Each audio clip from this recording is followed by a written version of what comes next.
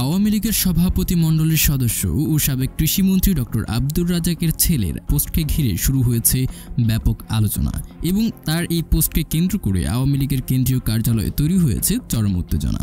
আব্দুর রাজ্জাকের ছেলে কি বলেছেন সেটিই থাকছে আমাদের আজকের এই আয়োজনে। রাজনৈতিক অঙ্গনের নানান ইতিহাস ও তথ্য পেতে আমাদের চ্যানেলটি সাবস্ক্রাইব করে বেল বাটনটি প্রেস করে রাখুন। সাবেক ছাত্রলীগ নেতাদের সঙ্গে দলের কেন্দ্রীয় কার্যালয়ে বুধবার মতবিনিময় সভা ডেকেছিলেন আওয়ামী লীগের সাধারণ সম্পাদক ও সেতুমন্ত্রী ওবায়দুল কাদের। বঙ্গবন্ধু এভিনিউয়ে আওয়ামী লীগের কেন্দ্রীয় কার্যালয়ে নির্ধারিত সময়ে উপস্থিত হন সাবেক ছাত্রলীগ নেতারা। এই সভায় ওবায়দুল কাদেরের সঙ্গে হাজির হন দলটির সভাপতি মণ্ডলীর সদস্য সাবেক মন্ত্রী ডক্টর আব্দুর রাজ্জাক। তাকে দেখা মাত্রই উত্তেজিত হন সাবেক ছাত্রলীগ নেতারা। এই সময় ডক্টর আব্দুর রাজ্জাককে সভাস্থলে দেখে সাবেক ছাত্রলীগ নেতারা চিৎকার দিয়ে ওঠেন, তিনি অর্থাৎ ডক্টর আব্দুর রাজ্জাক এখানে কেন?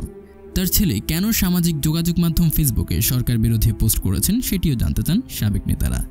বেলা 11টায় রাজধানীর বঙ্গবন্ধু এভিনিউয়ে আওয়ামী লীগের কেন্দ্রীয় কার্যালয়ে এমন বাগবিতণ্ডার ঘটনা ঘটে।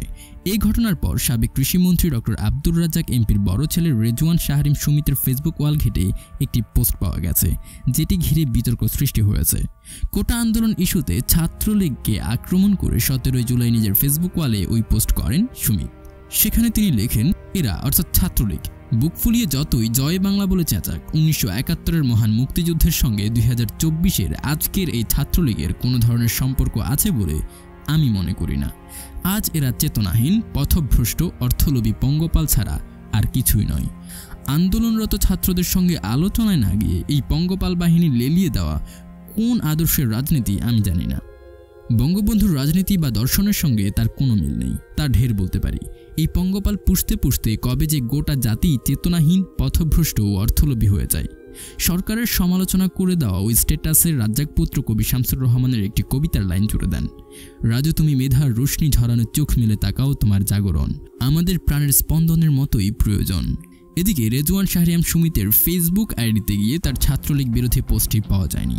খোঁজ নিয়ে জানা গেছে স্ট্যাটাসে দেওয়ার পর ফেসবুক থেকে সরিয়ে ফেলেন তিনি, তবে স্ট্যাটাসের একটি স্ক্রিনশট যুগান্তরের হাতে এসেছে। এদিকে শুধু আব্দুর রাজ্জাক নয়, সাবেক ছাত্রলীগ নেতাদের তোপের মুখে পড়েন আওয়ামী লীগ সাধারণ সম্পাদক ওবায়দুল কাদেরও। বুধবার সাবেক ছাত্র নেতাদের মত বিনিময় সভায় ডেকে আলোচনা না করে সংবাদ সম্মেলন করায় হট্টগোল শুরু হয়। পরে সংবাদ সম্মেলন শেষ না করেই সভাস্থল ত্যাগ করেন সেতুমন্ত্রী। বৈঠক সূত্রে জানা গেছে সাবেক ছাত্র নেতাদের মত বিনিময় সভার জন্য ডেকে মিডিয়ার সামনে কথা বলা শুরু করেন আওয়ামী লীগ সাধারণ সম্পাদক ওবায়দুল কাদের। এই সময় ছাত্রলীগের সাবেক নেতারা হট্টগোল শুরু করেন। সাবেক নেতারা ওবায়দুল কাদেরকে লক্ষ্য করে বলেন, আমাদের ডেকেছেন, আগে তো আমাদের কথা শুনবেন, আলোচনা করবেন, সেটা না করে আপনি মিডিয়ার সামনে কথা বলা শুরু করেছেন, আমাদের ডেকে কেন সংবাদ সম্মেলন ডেকেছেন?